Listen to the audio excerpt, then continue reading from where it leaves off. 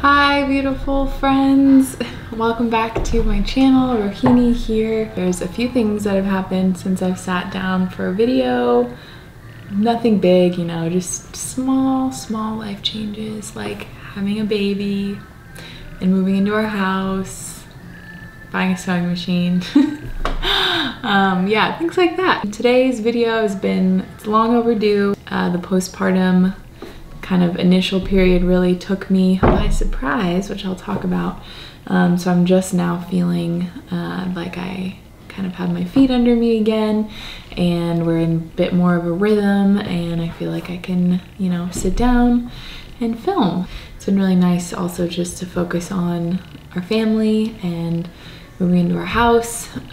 So today's video is a catch-up, long overdue, and then going forward I'll be able to just vlog and share recipes and do all the things. But I feel like for those of you who tune in regularly, this kind of catch-up was needed before we can go on, you know. It's been months. So hey, thanks for being here. Welcome to this cozy farmhouse of ours. Got some candles lit, got some rose tea. It's raining, and yeah, it's very comfy, very cozy. So let's get into the video. Thank you for being here. I just got my hair done today, so this is an anomaly that I'm looking this put together these days. I will talk a little bit about postpartum, a little bit about moving into the house. I'm gonna do a whole postpartum dedicated video, and also I do want to do like sharing the birth story, because I feel like there's been a lot of questions about both of those. So I want to make sure that I can do my best to answer those properly. We'll see how this goes. She likes to be moving constantly when she's napping, so we'll see. She's 9 weeks as of tomorrow, so basically 2 months. And like I said, I'm just now kind of feeling like, okay, yeah, like I'm figuring this out. We're getting it down. I'm getting used to having no sleep.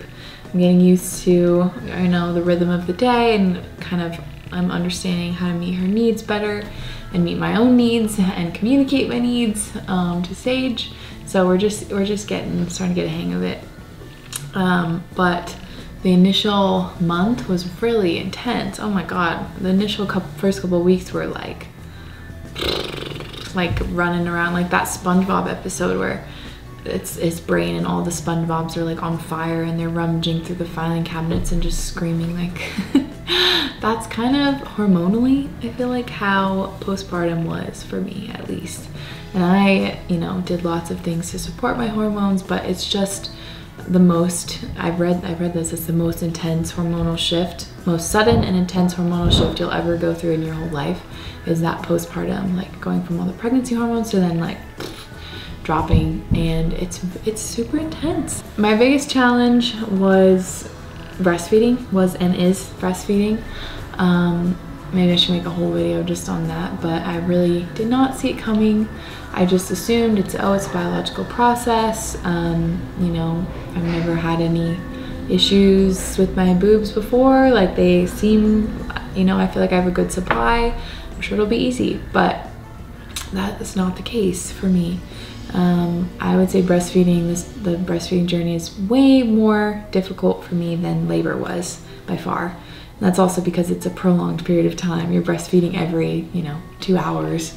Labor is just one day, you know, one moment. That's been really challenging. There's been lots of times when I've been in the middle of the night crying, when I've been literally biting my thumb, trying not to scream in pain, just breaking down like that. By breastfeeding, the pain from breastfeeding, the challenge, definitely led me to the most like breakdown moments, for sure. Like so many times just crying in the middle of the night out of exhaustion, out of frustration, out of sadness, out of pain, out of just like intensity. And so I really was surprised by that, and I think just dealing with that pain, and all of the things that went along with it, having to try all these different creams and soaking my boobs in Epsom salts, and I just bought like wool pads for my bra, and you know, trying different nursing positions and all this stuff. that's like a full-time job trying to figure out breastfeeding, I feel like. And so it's gotten better as she's gotten bigger, definitely. However, it's still painful, especially on this side, and we just kind of figured out why after seeing a lactation consultant multiple times, as well as my midwife saying she didn't have a tongue tie. We went to a craniosacral therapist who specializes in babies, and she diagnosed her having a tongue tie and possibly a lip tie, which just basically means her tongue, it's just tight, so she can't get a good latch, and so she's overcompensating with her top lip. Anyway, long story short, a lot of you probably don't care about this, but it's harder for her to get the milk, so she has to like strain, and it's more time for her, causes more gas, and it's also more painful for me. So we just found that out last week on like Thursday. So yeah, I'm kind of relieved to have some answers of why it's been so hard, because yeah, I don't think it should have to hurt. So anyway, that's been a lot. That's been taking a lot of my energy. And we also moved into our house when I was like 6 weeks postpartum, probably exactly, which I would not recommend. Definitely would not recommend moving when you're in the fresh kind of postpartum period. It was very intense and very tiring. And it was just Sage and I, and there was a snowstorm and then a rainstorm and then mud, like flooding everywhere. So we didn't have any help. And so it was just me with Alina strapped onto me, and then Sage carrying all these boxes, carrying the freaking king bed mattress up the stairs. I didn't have Alina on me, obviously. The table, the dresser, like it was a strain on my body. It was definitely a strain. And in the moment, I didn't see any other option. I just wanted to get in the house. But reflecting, I really wish that we had set up support, because it definitely knocked me back a while in my recovery, because I had strained my body so hard that I started bleeding again at 6 weeks. I got sick, my mastitis flared up, like all these things. So definitely my number one thing I've learned in postpartum is that rest is the most important thing, and to prioritize it above all else. Rest and nourishment, rest and food. Rest and protein, honestly, those are the two. But everything seems impossible until you have a nap, and then it seems possible. Yeah, if I ever find myself just like freaking out or emotionally really all over the place, crying, like frustrated, like wanting to yell at Sage, it's often because I'm just really tired. So taking a nap really changes everything. We moved into the house finally, which is the best. It's been so incredible to be here. We moved in the day before my birthday, so we could wake up here on my birthday. That was kind of like why we pushed so hard, so that we could wake up here on my birthday, which was really magical. With our daughter in our house on my birthday, it was a dream. Of course, I'm gonna do a house tour. We just need a few more touches before we can do that. But yeah, my heart is very happy, and my creative energy is definitely revived, being in a beautiful space again. So that's where I've been, trying to get a hang on motherhood and also moving into our house. Checking in with myself now, in this moment, how I'm feeling is really, really good, really nourished, really happy, really joyful, very grateful for this little one. She's doing so well. And Sage and I decided that we're not gonna be sharing her face online, which may be disappointing to some of you. I did share an initial couple photos of her right after she was born, just to kind of like introduce her, but now that her face is starting to kind of shift into more of what she'll look like, we just don't want her online, especially having a larger, not that I have a humongous audience, but a larger audience just feels better to keep her face kind of protected. And also the content is about me, it's not about her. She's not choosing to be online, you know? So I just want to respect her privacy and her, her little being. But she'll still be here with me. It'll just probably be, on me or in the background or something. Right, Bubba? Right, Bubba? Yeah. You need to bounce a little bit? My double Sagittarius queen. She likes to move at all times. She's a Sagittarius sun, Sagittarius moon, and a Virgo rising. And Sage and I are both Virgo risings, and I'm a Sagittarius moon. So she's kind of like my mini me, but also totally her own unique, precious being who I am obsessed with. So obsessed. She's starting to laugh and she's starting to see more and respond to us. And it's the coolest thing. It's really the coolest thing in the whole universe. This video hopefully won't be a million years long, but these catch-up ones always are pretty long. I asked what questions you wanted me to answer in this little chatty catch-up. Chatty catch-up, not catchy, chat up. And so I'm gonna answer some of those. So the overwhelming question basically was, how are you doing being a new mom, and what's the hardest thing about this time? The hardest thing about being a new mom is the adjustment to having no breaks, basically. I think that's what was like pretty draining for me at the beginning, with exclusive breastfeeding and co-sleeping and baby wearing, which I do believe, personally, I believe are the best, you know, is the best option for Alina and I. But that means there's no breaks for mama, really, unless Sage would go and take her, which he does. But it's for like maybe 40 minutes, you know, and the rest of the day is with me. She's starting to be able to be in her little rocker and enjoy that a bit, as long as I'm next to her or near her, as long as she can see me.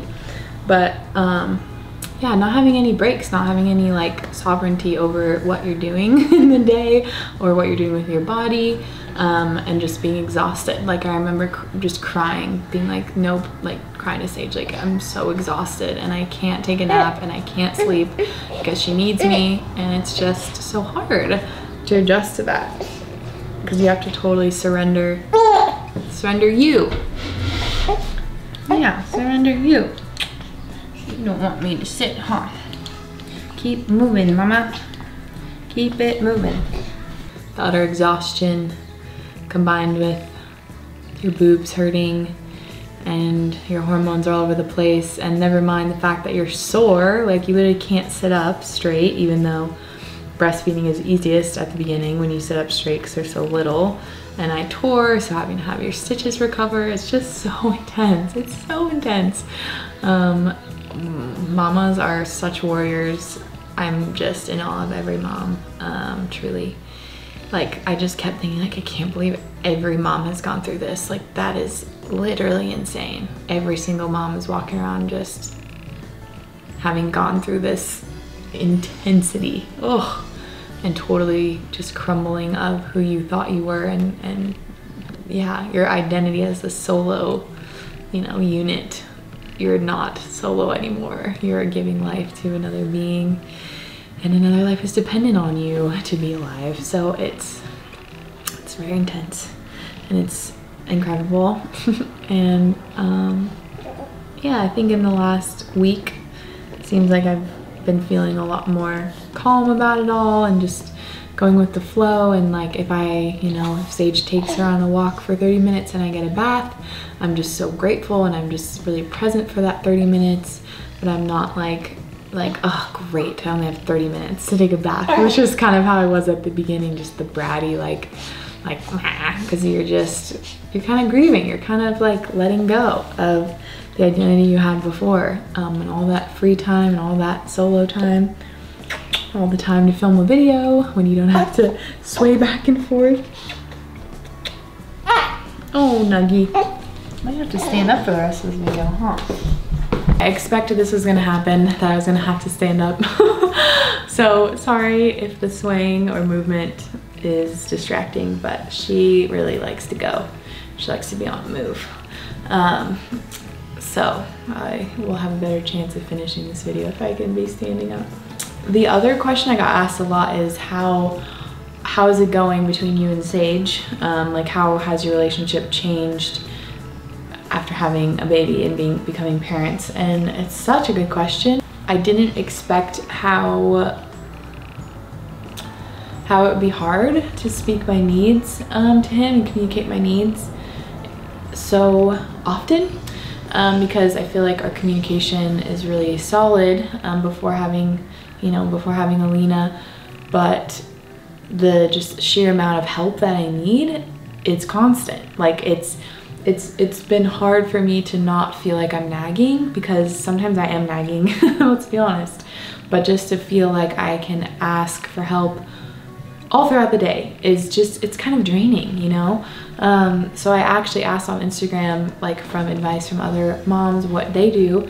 And since then, I have a task list daily and weekly, like house chores and just like pets and Alina and all that on the fridge. And it's already helped a lot. And then I have a shared digital note of like other to-dos that we have to do as a family, like call grandma on her birthday or send this card or whatever, you know.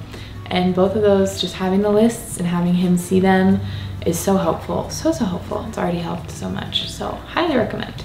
But I mean, yeah, if you've never gone through this experience, basically, I mean, more than half the day you're nursing, so you're sitting down, you can't do anything, but yet you're seeing everything in the house that needs to get done. Like oftentimes I'll be cooking and then I have to, you know, go nurse her, so then I'm like, babe, can you take over the food? And then I'm like watching him, I'm like, but you need to, like, you're not doing it right, you need to change this, or like, quick, it's gonna burn, or like, there's just so many little things that he has to take over for me that is challenging to phrase it nicely without feeling naggy.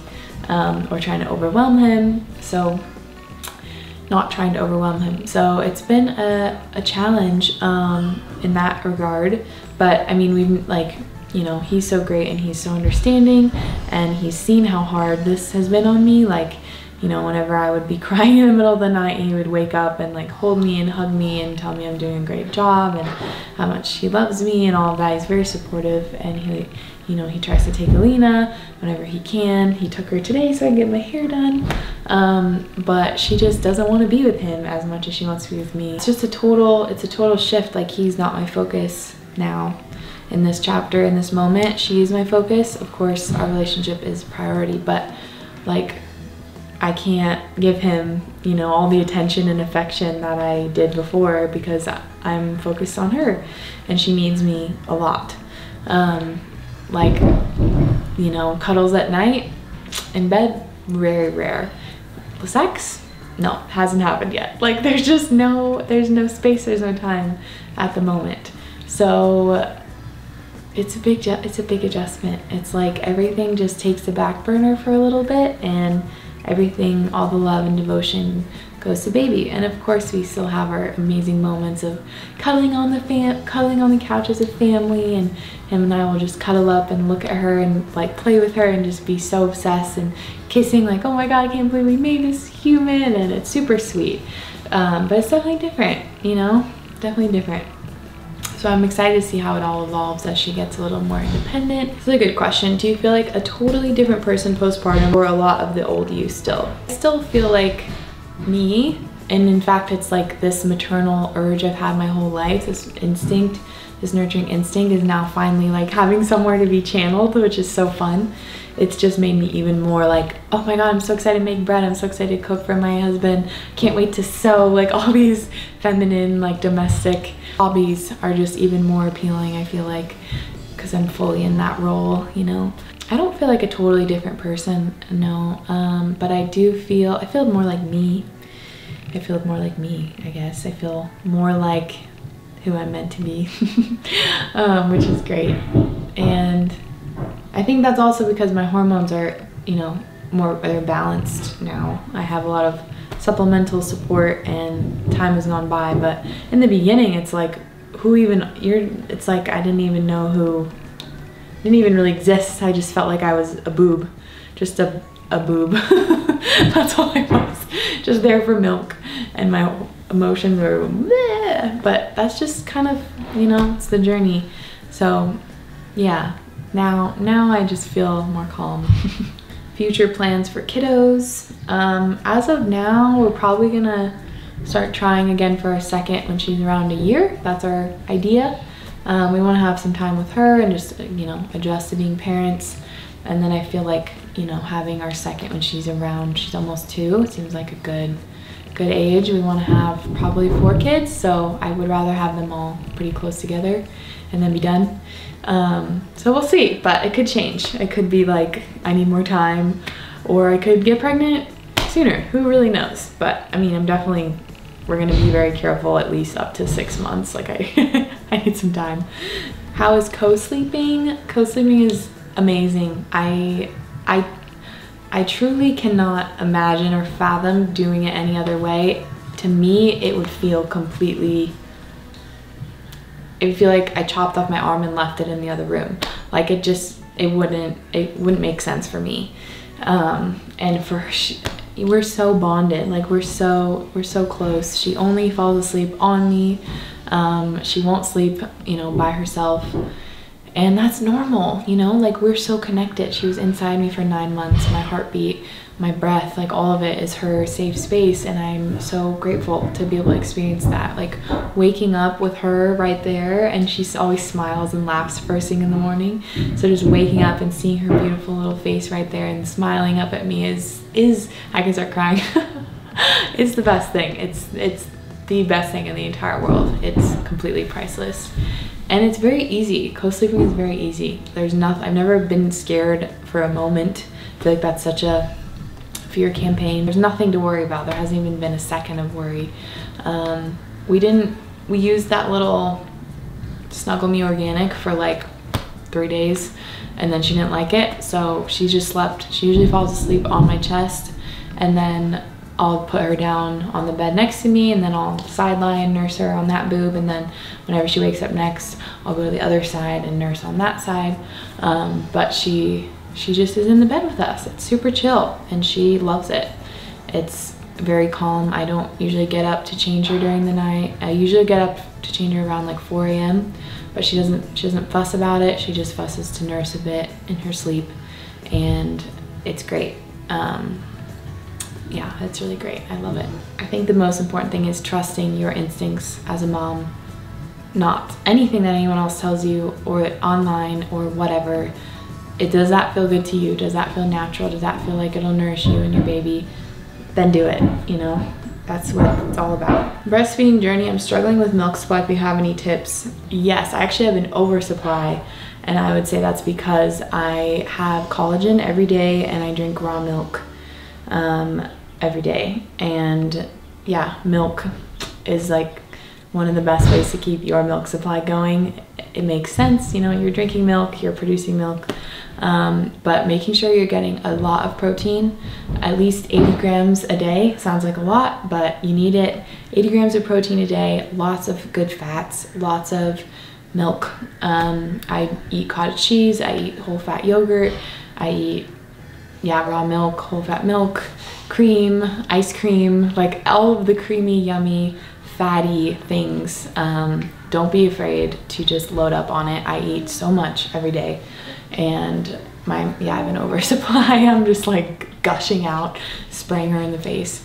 So hopefully that helps. Also, my friend Noelle Covery on Instagram has a lot of great tips for everything postpartum and motherhood in terms of nutrition. So highly recommend following her for more tips. And I'm sorry that you're struggling with the supply. I imagine that's really hard. There's so many hard things in motherhood. A couple people asked how I'm finding time for me, and it's hard. It's super hard. Like I said, the thing that's worked so far, the only thing that works is having Sage take Alina in this carrier and take her on a walk around the property, because she likes to be moving, and babies like to be outside, like to be in nature, of course.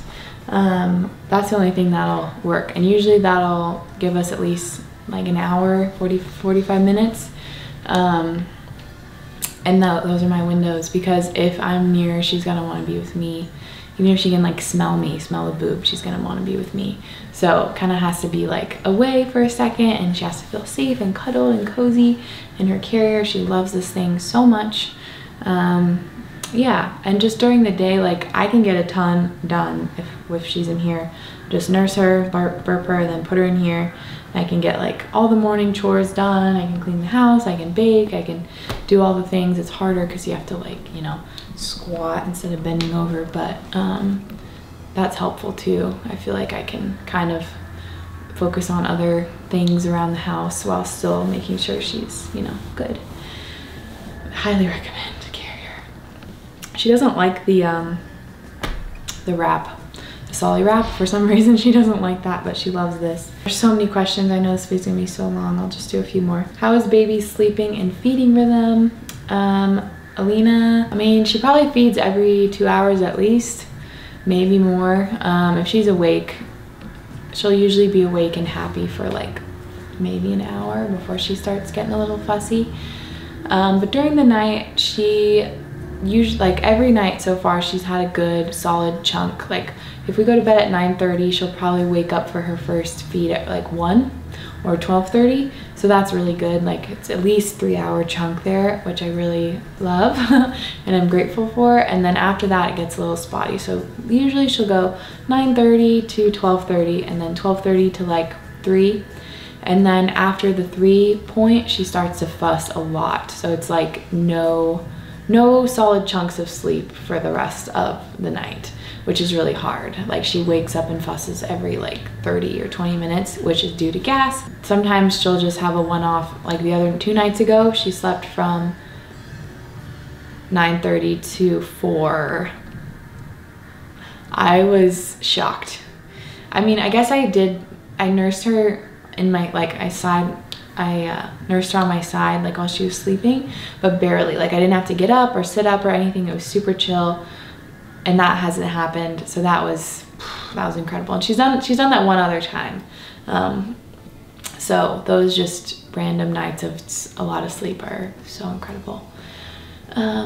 But yeah, I feel like she loads up during the day, and especially at night. She'll usually nurse like all night, like after 7:30, 8, she'll nurse until she falls asleep. So she'll load up a lot before bed, get a lot of calories, and then she can go longer, which is great. Lastly, got a few questions about motherhood and spirituality. How has motherhood transformed you spiritually? That's a great question.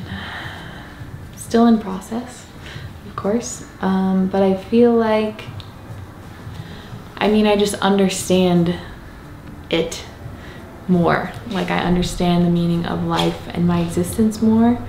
And she's so pure. Like she's so pure. She's 100% pure. You know, there's no conditioning or trauma or anything like that has gotten into her being. She's just 100% pure. She just acts as she needs to act. Like it's all just coming from a genuine place of truth, which is so beautiful. So like being around that all the time is really inspiring, and really like, it's like, yeah, this is what it's all about. Like this pure expression is so holy and so enlightening and enlivening, and yeah, she's my greatest teacher, absolutely.